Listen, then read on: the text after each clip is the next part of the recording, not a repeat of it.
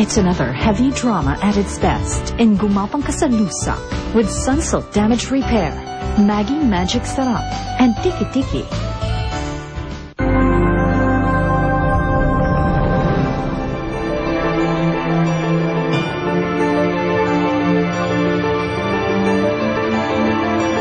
Bakit ba tuwing may naaalala ka, nagwawala ka na lang?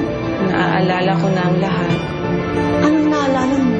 Go, go, go, guwato.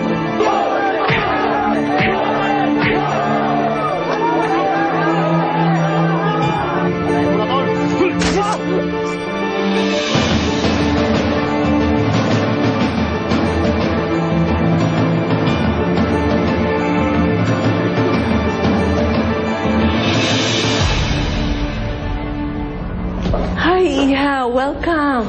Halika, tuloy ka. Bonnie, dito mo siya dalhin. Mabuti naman at nakarating ka.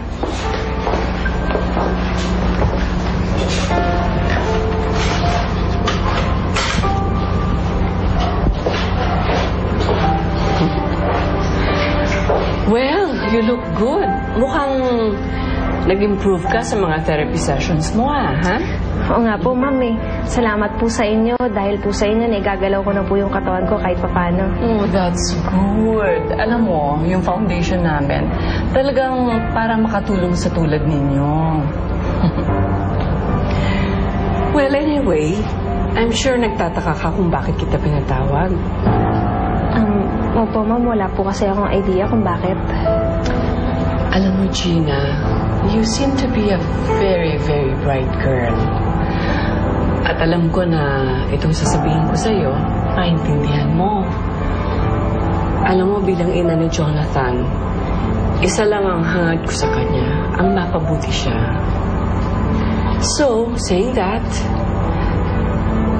kung talagang mahal mo ang anak ko, sana layuan mo siya.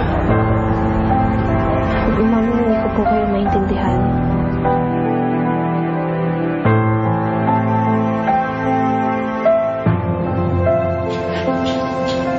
Apple. Anong ginagawa mo rito sa kwarto ko? Inaalagaan kita. Si Gina. Siya yung kasama ko. Gina's not here. Iniwan ka na niya. Kaya ako niya nandito. Well, you see, alam mo namang may sakit ang anak mo si Jonathan. At ikaw naman, you're undergoing therapy na binabayaran ng foundation namin. I'm sorry. I didn't mean it that way, Iha. I'm sorry. Ang ibig ko lang sabihin, alam mo, baka pareho kayong mahirapan dalawa.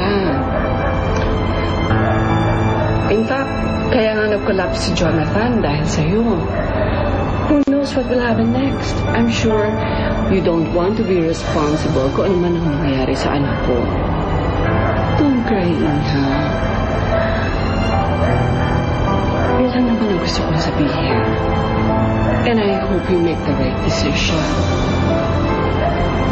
Ha?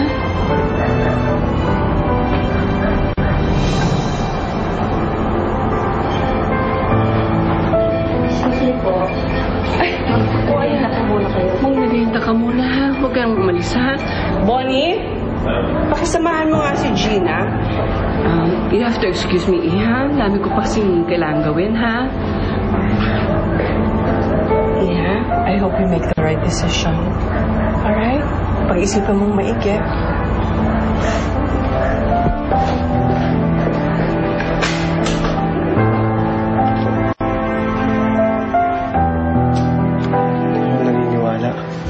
Jonathan, huwag mo na siyang balikan. Dahil kinalimutan ka na niya.